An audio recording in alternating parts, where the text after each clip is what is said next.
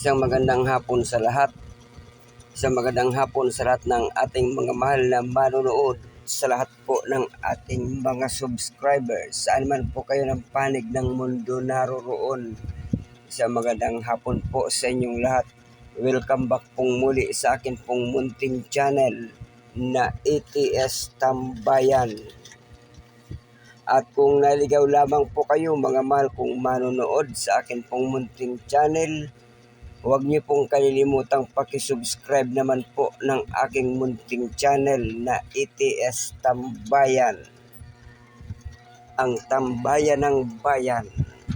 Ayan po, ngayon pong hapon ay magluluto po tayo ngayon ng chicken katsukari. Ayan. Japanese foods ang ating gagawing. Umpisan po natin sa pagmamarinate ng chicken. Ayan, naglagay po tayo ng asin at ng pamintang durog. Yan po yung ating isinagawang pagmamarinate. Mga 30 minutes lamang po ito mga mahal kong manonood. Kitang-kita nyo naman po. Para magkaroon po ng lasa yung breast chicken. Ayan, yun po ang kadalasan nating ginagamit sa ating ginagawang pagluluto ay ang breast chicken mga mahal kong manonood.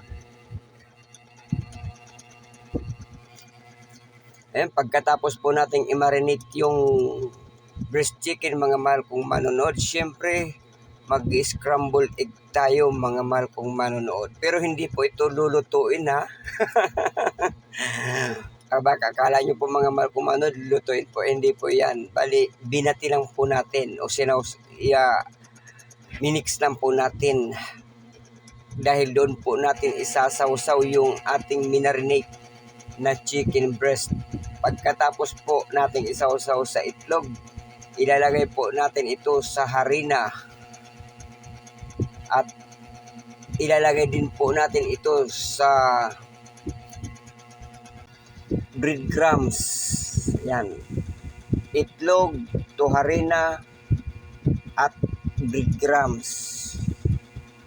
Yun po ang ating gagawin doon po sa ating chicken breast na minarinate. Yan, pwede niyo po itong gayahin mga mahal kong manonood.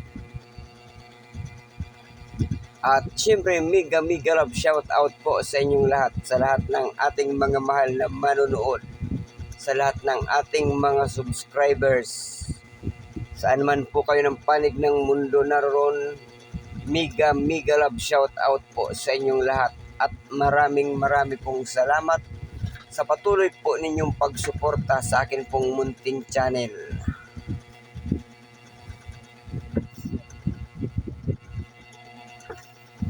Ayan, tapos na po nating i-marinate yung tapos na po nating isawsaw sa harina at sa breadcrumbs yun pong breast chicken. Ngayon naman po ay magbabalat po tayo ng carrots at ng patatas.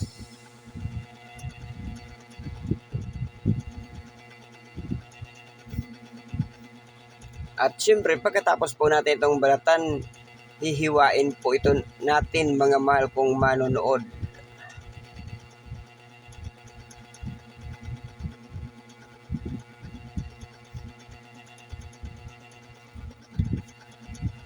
Hihiwain po natin ito sa katamtamang laki.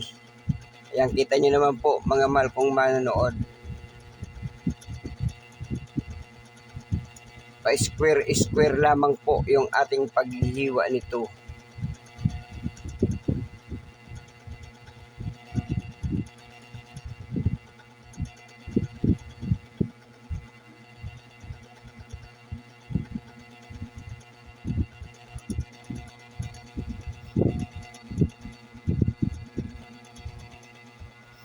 Yan yung background music po natin ngayon ay yung tunog ng aming electric fan. Ngayon din po yung carrots mga mahal kong manonood.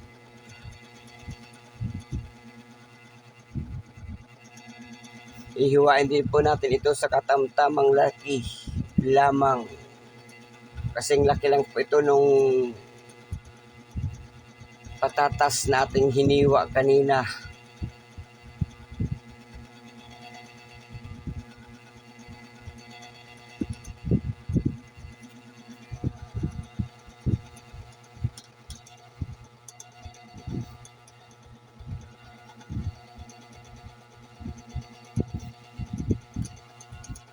Ayan na nga po mga mahal kong manonood. Naglagay na po tayo ng mantika sa ating munting kawali at pag gumulo na po o kung mainit na po yung kawali, inilagay na po natin yung ating breast chicken para atin po itong prituhin.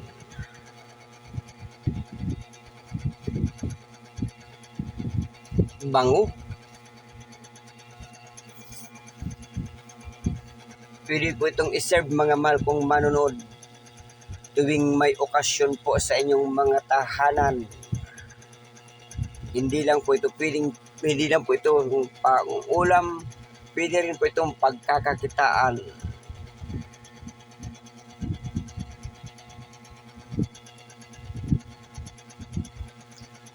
Chicken katsukari. Yun po ang ating lulutuin ngayong hapon. Yun po ang ating magiging ulam mamaya sa atin pong hapunan.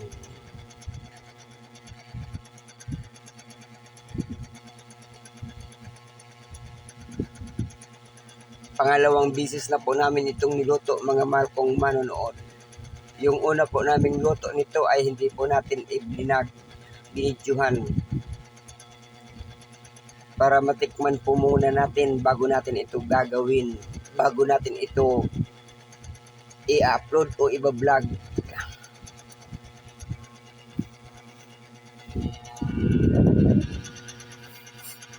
Ayan, hintayin lang po natin mga mahal kong manonood na maluto yung breast chicken.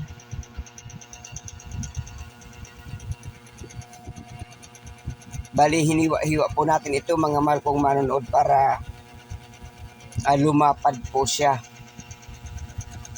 Pinalapad po natin yung breast chicken mga mahal kong manonood.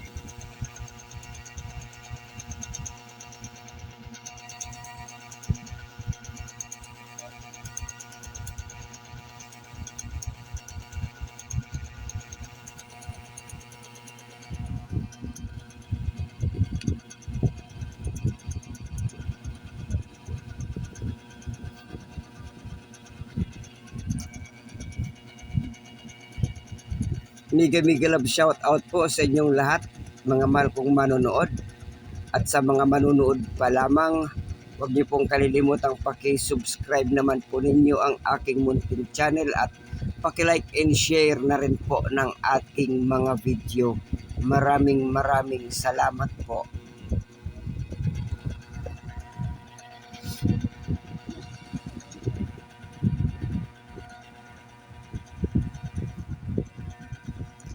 Ayan, ginawa po nating crispy chicken yun mga mahal kong manonood.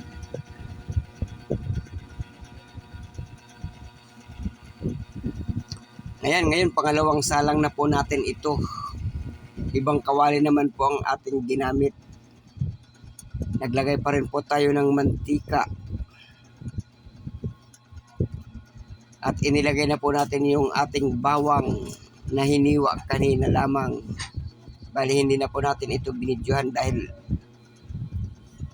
palagi naman po natin itong ginagawa.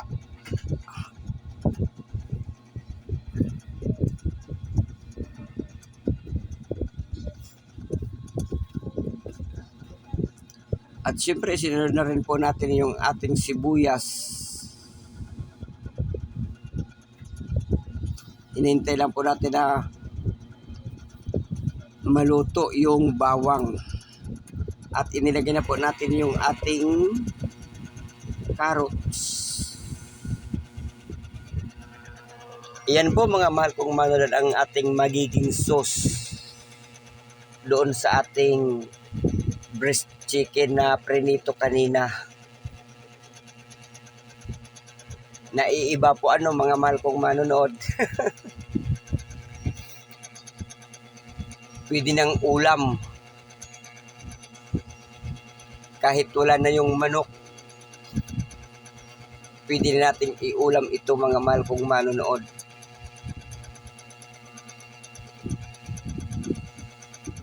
Ayan, sinunod na rin po natin yung patatas.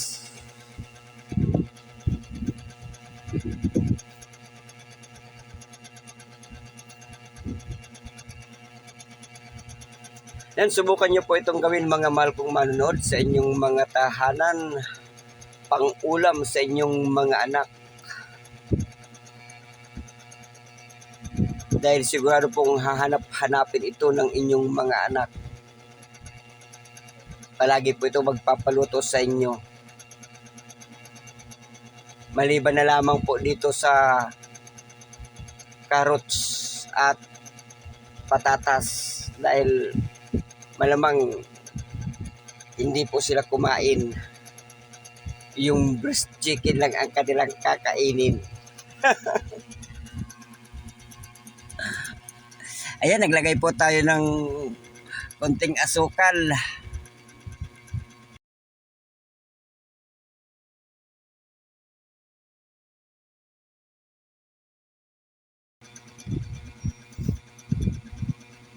Ayan, haluin natin para maging pantay yung pagkakaluto nung carrots at ng patatas.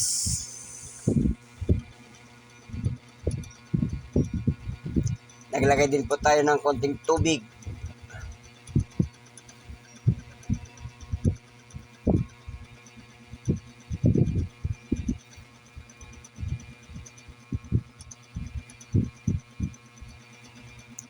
At naglagay pa rin po tayo ng pamintang durog.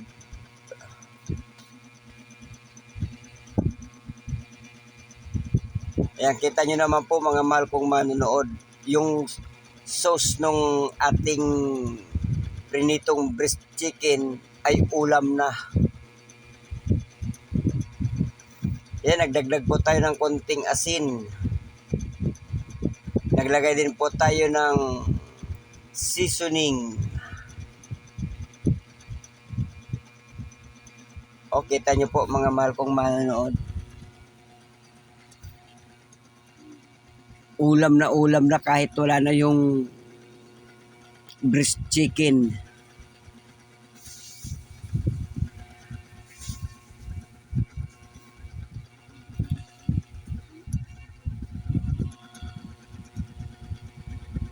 Ayan na po mga mahal kong manonood, yung ating chicken katsu curry. Hanggang sa muli po. Bye-bye. I love you all.